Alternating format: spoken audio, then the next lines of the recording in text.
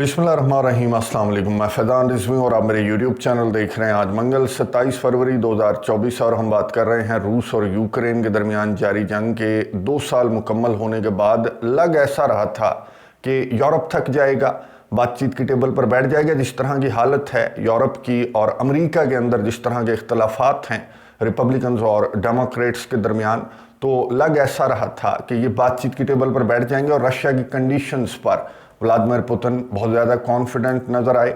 दूसरी एनिवर्सरी पर बॉम्बर उड़ाते हुए रशिया के सदर व्लादिमीर पुतिन को देखा गया। तो ये सूरत हाल देखते हुए अवडीवका को भी रशिया ने कैप्चर कर लिया। तो सूरत हाल ये बता रही थी कि बस हो जानी है यूरोप की और यूरोप बातचीत की टेबल पर बैठ जाएगा रशिया की कंडीशंस पर। लेकिन कहानी उल्टी पड़ गई है। जिस तरह की खबरें सामने आ रही हैं तो कहानी बिल्कुल मुख्तलिफ है। और अब ये 2024 का जो साल है, अगर 2024 में ये जंग बंद ना हुई तो बड़ी ज़रूर हो जानी है। बहुत इंपॉर्टेंट स्टोरीज़ आपके सामने रखने से कबल ये देख लें, ये जो तैयारा है ये है A-50, रशिया का सर्वेलेंस प्लेन है। इसकी कीमत $300 मिलियन से ज़्यादा इसकी कीमत है। और गुज़िश्ता दिनों यूक्रेन की जानिब से A-50 को उड़ाया गया था, तबाह किया गया था। और अब दोबारा से ये खबर सामने आई यूक्रेन की जानिब से कि हमने एक और रशिया का तैयारा, रशिया के पास 8 हैं ये A-50 जो सर्वेलेंस प्लेन्स हैं, ये 8 थे रशिया के पास, अब 6 रह गए हैं क्योंकि 2 को यूक्रेन ने तबाह कर दिया। अब ये जो दूसरा A-50 तबाह करने का दावा यूक्रेन की जानिब से सामने आया, पहल तो क्रेमलिन के तर्जमान दिमित्री पेस्कोव ने कहा कि मुझे इस तरह की कोई इंफॉर्मेशन नहीं है। लेकिन जब ये फुटेज सामने आई, सोशल मीडिया पर गर्दिश करने लगी, क्रेमलिन से सवालात ताबड़तोड़ किए जाने लगे सहाफ़ियों की जानिब से कि ये यूक्रेन ने तबाह किया। इसके हवाले से रद्द-ए-अमल का इजहार करें तो क्रेमलिन ने फाइनली रद्द-ए-अमल जाहिर करते हुए गुज़िश्ता रात कहा कि A-50 तबाह हुआ है रशिया का तैयारा यूक्रेन के बॉर्डर के करीब, लेकिन ये एक फ्रेंडली फायर था। फ्रेंडली फायर मीन्स कि रशिया के ही फौजी ने गलती से रशिया के ही तैयारे को तबाह कर दिया।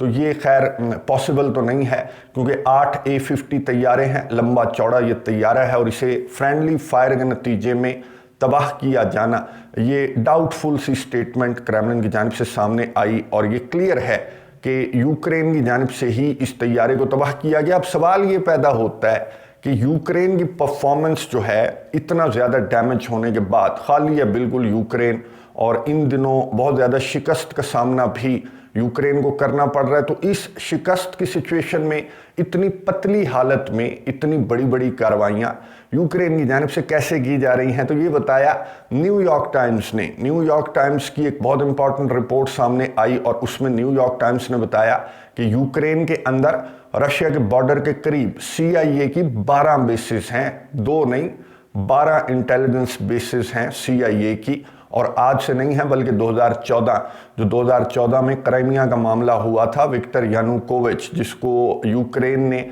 इलेक्ट किया था, मुंतखब किया था, इसका झुकाव रशिया की जानिब था। आपको मालूम है, लंबी चौड़ी हिस्ट्री है, कई मरतबा मैं आपको बता चुका हूँ कि विक्टर यानुकोविच जो है ये फरार हो गया था, रशिया चला गया था क्योंकि यहाँ पर नेटो की बैकिंग से जो यूक्रेनी हैं उन्होंने इस हुकूमत को गिरा दिया था। अब ये विक्टर यानुकोविच अकेला नहीं गया था बल्कि इसके साथ जो इंटेलिजेंस चीफ था उस वक्त का यूक्रेन का, वो भी भाग गया था, फरार हो गया था। तो यहाँ पर तब से CIA ने पंजे गाड़ना स्टार्ट किए थे और CIA ने यहाँ पर ट्रेनिंग स्टार्ट कर दी थी यूक्रेनियों की। और ये जो मौजूदा यूक्रेन का इंटेलिजेंस चीफ है ये भी CIA का ट्रेंड बंदा है। CIA ने एक यूनिट को ट्रेन किया था, उस यूनिट को कहा जाता है यूनिट 2245। ये यूनिट 2245 का बंदा है जो यूक्रेन का मौजूदा इंटेलिजेंस चीफ है। तो तब की कहानी है, ये 2014 से CIA यहाँ पर अपने पंजे भी गाड़ रही थी। और अब न्यूयॉर्क टाइम्स की रिपोर्ट के मुताबिक, और ये रिपोर्ट कोई हवा में नहीं है बल्कि जिस रिपोर्टर की ये इन्वेस्टिगेटिव रिपोर्ट है उसने इन बेसिस का दौरा भी किया है, विजिट भी उसको करवाया गया। और CIA की 12 बेसिस जो हैं वो रशिया के बॉर्डर के बिल्कुल करीब हैं और बहुत सारे जो एजेंट्स हैं वो रशिया के अंदर भी घूमते हैं। और जितनी सारी कार्रवाइयाँ हमने इन 2 सालों के दौरान देखी तो इसके पीछे यूक्रेन नहीं बल्कि CIA की पूरी इंटेलिजेंस यूक्रेन को मिल रही है। और इस बात का आइडिया जो है वो ऑब्वियसली रशिया को भी है, लेकिन रशिया की जानिब से इस वक्त जब मैं वीडियो रिकॉर्ड कर रहा हूँ तो रशिया की जानिब से कोई ऑफिशियल रद्द-ए-अमल न्यूयॉर्क टाइम्स की इस रिपोर्ट पर सामने नहीं आया।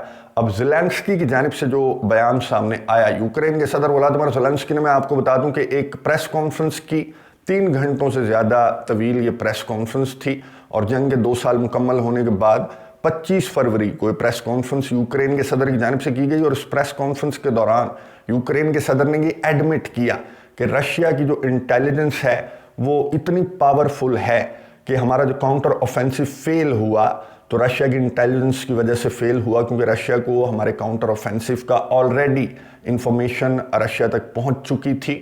इस वजह से हमारे काउंटर ऑफेंसिव के वो रिजल्ट्स सामने नहीं आए जो रिजल्ट्स हम एक्सपेक्ट कर रहे थे और हमारे इत्तेहादी एक्सपेक्ट कर रहे थे। तो रशिया की जानिब से रशिया की इंटेलिजेंस की वजह से वो काउंटर ऑफेंसिव जो है वो नाकाम हुआ। यूक्रेन के सदर व्लादिमीर ज़ेलेंस्की ने यहाँ पर बताया कि हमारे 30,000 31,000 जो फाइटर्स हैं वो अब तक की जंग के दौरान वो हलाक हुए हैं।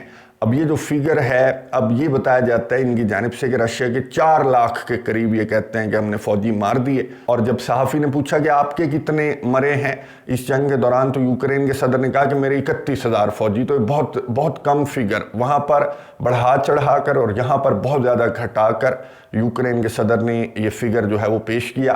जख्मियों का यूक्रेन के सदर ने कहा कि मैं आपको नहीं बता सकता। अब रशिया के जो हमले हैं उनका मैं आपको बता दूं, ये जो वीडियो आपको नज़र आ रही है ये अमेरिका का एब्राम्स M1 टैंक है, इसको तबाह किया है। और ये पहली वीडियो जारी की गई है रशिया की जानिब से। और रशिया ने मुतअद्दिद मरतबा कहा था रूस के सदर व्लादिमीर पुतिन ने कि जो मर्जी असलहा गोला बारूद दे दो, हम जलाकर राख कर देंगे। और रशिया की जानिब से प्रैक्टिकली भी उन बातों को रशिया जो है वो प्रूव करके दिखा रहा है। रशिया ने अवडीवका के बाद एक और जो डोनेत्स्क का विलेज है उसको दिनों के अंदर कंट्रोल कर लिया। तस्वीर आपको नज़र आ रही होगी।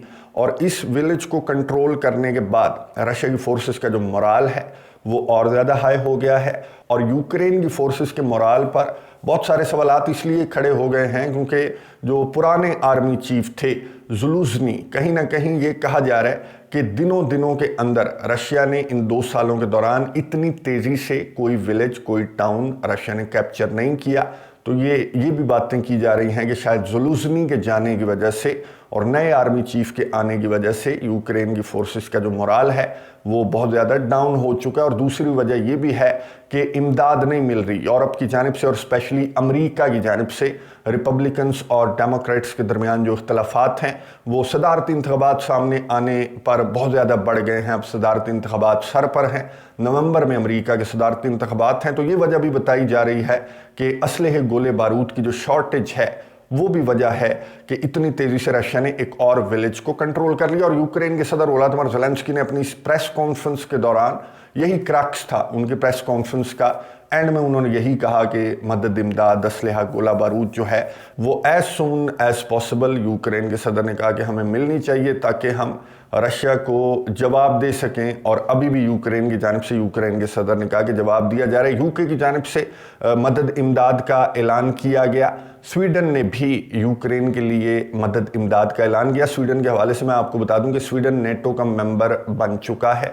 आखिरी जो मुल्क था वो हंगरी रह गया था और हंगरी ने भी ग्रीन सिग्नल दे दिया है स्वीडन को नेटो की मेंबरशिप का, जिसके बाद नेटो के मेंबर्स की तादाद 32 हो चुकी है। और इसको ऑफिशियली नेटो के चीफ स्टोल्टनबर्ग जो हैं वो बाकायदा एक प्रेस कॉन्फ्रेंस करते हैं, उसमें नेटो के चीफ की जानिब से आने वाले चंद घंटों में अनाउंस कर दिया जाएगा। तो मदद इमदाद तो सामने आ रही है। इवन के यूके की जानिब से मशवरा दिया गया कि बिल्कुल न डरो, रशिया के इस तरह के खोखले स्टंट से डरने की ज़रूरत नहीं है कि तैयारे उड़ा कर हमें धमकाने की कोशिश कर रहे हैं रूस के सदर व्लादिमीर पुतिन। आराम सुकून से जो रशिया के असासे हैं जो मुंजमद कर रखे हैं इन ममालिक ने, उनको खा पी जाओ। ये बरतानिया के प्राइम मिनिस्टर ऋषि सुनक की जानिब से ये बयान सामने आया। इतना आसान नहीं है, रशिया की जानिब से बहुत सख्त किस्म का रद्द-ए-अमल सामने आ चुका है। और कोई कानून नहीं है कि आप किसी मुल्क के जो एसेट्स हैं उनको आप फ्रीज तो कर सकते हैं लेकिन उनको खा पी नहीं सकते। लेकिन ये ममालिक गौर कर रहे हैं कि रशिया के एसेट्स को हम जब्त करके यूक्रेन की रिकंस्ट्रक्शन पर वो एसेट्स लगा देते हैं, रशिया पर ये इल्ज़ाम आयद करते हुए कि तुमने ही यूक्रेन को तबाह किया, अब तुम ही यूक्रेन को जो है रीबिल्ड करोगे। तो बरतानिया की जानिब से मशवरे सामने आए, बरतानिया की जानिब से इमदाद भी सामने आई। फ्रांस ने एक बहुत इंपॉर्टेंट मीटिंग बुलाई और इस मीटिंग के अंदर 20 बताया जा रहा है कि यूरोपियन लीडर्स जो हैं वो इस मीटिंग के अंदर शरीक हुए और फ्रांस ने भी वही बात की कि तैयारे उड़ा उड़ा कर, ये तैयारा बहुत ज़्यादा जो है वो चुभा यूरोपियन कंट्रीज़ के लीडर्स को कि पुतिन ने बॉम्बर बैठकर उड़ाया। मैंने गुज़िश्ता वीडियो के अंदर आपको मनाजिर भी दिखाए थे, मनाजिर भी आपको नज़र आ रहे होंगे। तो फ्रांस की जानिब से मीटिंग तलब की गई और वहाँ पर भी यही बातें हुई कि रशिया जिस तरह के जेस्चर दे रहा है यूरोप को और वेस्ट को, अमेरिका को, कि मैं ये जंग जीत चुका हूँ। तो ये मीटिंग फ्रांस के सदर इमैनुअल मैक्रोन ने कहा कि मैंने इसीलिए बुलाई है कि हम रशिया को करारा जवाब दें और रशिया को हम ये बताएं कि अभी तुम जंग नहीं जीतते। अब यहाँ पर इस मीटिंग के अंदर भी वही फैसले सामने आए, मदद, इमदाद, असलहा, गोला बारूद, पैसे शैसे यूक्रेन के लिए। लेकिन इससे आगे बढ़कर इस मीटिंग के अंदर रॉबर्ट फिट्सो भी मौजूद थे। रॉबर्ट फिट्सो को आपको मालूम है कि स्लोवाकिया के अभी प्राइम मिनिस्टर बने हैं और इनका झुकाव ये यूक्रेन जंग के खिलाफ है, मदद इमदाद के खिलाफ है, रशिया जंग के खिलाफ है। कहते हैं बातचीत की टेबल पर बैठकर इस जंग का सोल्यूशन जो है वो निकलना चाहिए इससे पहले कि जंग बड़ी हो जाए। ये भी यहाँ पर मौजूद थे इस मीटिंग के अंदर और इन्होंने मीडिया से गुफ्तगू करते हुए कहा कि ना सिर्फ मदद इमदाद बल्कि फ्रांस की जानिब से और 20 के करीब यूरोपियन कंट्रीज़ हैं, ये रॉबर्ट फिट्सो बता रहे हैं कि 20 के करीब यूरोपियन कंट्रीज़ हैं जो अपने फौजी यूक्रेन भेजने पर गौर कर रहे हैं। बायलैटरल बेसिस पर, दो तरफा ताल्लुकात की बेसिस पर अपने फौजी भी ये नेटो कंट्रीज़, ये यूरोपियन कंट्रीज़ यूक्रेन के अंदर भेजने पर गौर कर रहे हैं। अब रॉबर्ट फिट्सो ने कहा कि मैं अपने फौजी हरगिज़ रशिया नहीं भेजूंगा क्योंकि ये बहुत ज़्यादा रिस्की बात है। अगर रशिया की जानिब से रद्द-ए-अमल सामने आया तो ये एक बड़ी जंग में कन्वर्ट हो सकती है यूक्रेन की जो जंग है। अब ये रॉबर्ट फिट्सो ने ये खबर दे दी। इस खबर पर भी रशिया का रद्द-ए-अमल अभी तक, इस वक्त जब मैं वीडियो रिकॉर्ड कर रहा हूँ तो इस खबर पर भी रशिया का रद्द-ए-अमल सामने नहीं आया।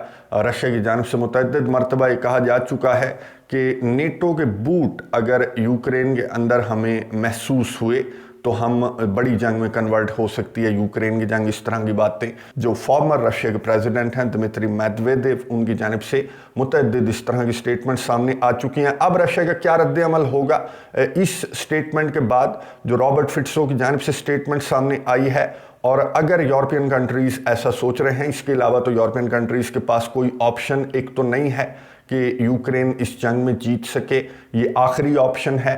और इस आखिरी ऑप्शन को भी रशिया का ढीला रद्द-ए-अमल देखते हुए कि एब्राम टैंक पर, F-16 पर, पेट्रियट मिसाइल डिफेंस सिस्टम पर, CIA की इंटेलिजेंस, CIA की बेसिस पर रशिया के जिस तरह का ढीला रद्द-ए-अमल आया है, तो यूरोप की जानिब से ये काम भी किया जा सकता है कि यूरोप जो है नेटो अपने फौजी भी यूक्रेन में भेज देगा कि रशिया की जानिब से रद्द-ए-अमल जाहिर नहीं किया जाएगा। अब दो ऑप्शंस हैं और दोनों चीज़ें 2024 में ही हमारे सामने आ जाएंगी। एक तो ये फैसला अगर इसको इम्प्लीमेंट किया जाता है यूरोप की जानिब से, नेटो ममालिक की जानिब से, तो रशिया का रद्द-ए-अमल इस जंग को एक बड़ी जंग में कन्वर्ट कर सकता है। और दूसरा, यूक्रेन के सदर वोलोदिमीर ज़ेलेंस्की ने अपनी प्रेस कॉन्फ्रेंस के दौरान कहा कि मैं एक पीस समिट बुला रहा हूँ अपने पीस फार्मूले पर, और ये स्विट्ज़रलैंड के अंदर यूक्रेन के सदर ने कहा कि पीस समिट आने वाले महीनों में होगा और रशिया को भी हम इनवाइट कर सकते हैं। अगर रशिया हमारी कंडीशंस पर बातचीत की टेबल पर बैठकर इस जंग को बंद करना चाहता है तो वेल एंड गुड है, ये जंग बंद हो सकती है, वरना ये जंग बड़ी होगी। अब रशिया एक बड़ी जंग के लिए तैयार है। जिस तरह के फैसले यूरोपियन लीडर्स और नेटो लीडर्स की जानिब से सामने आ रहे हैं, जिस तरह की इंटेलिजेंस यूक्रेन को मिल रही है, जिस तरह का वेपन यूक्रेन को प्रोवाइड किया जा रहा है, F-16 भी इसी साल यूक्रेन को मिल जाएंगे, और जिस तरह के फैसले हैं तो हो सकता है कि नेटो के फौजी भी यूक्रेन को मिल जाएं। तो क्या रशिया बड़ी जंग के लिए तैयार है, या फिर रशिया के सदर व्लादिमीर पुतिन को बातचीत की टेबल पर बैठकर इस जंग को बंद कर देना चाहिए? कमेंट्स बॉक्स में अपनी राय का इजहार ज़रूर कीजिएगा। अगली वीडियो तक के लिए इजाज़त दीजिए। अल्लाह हाफिज़।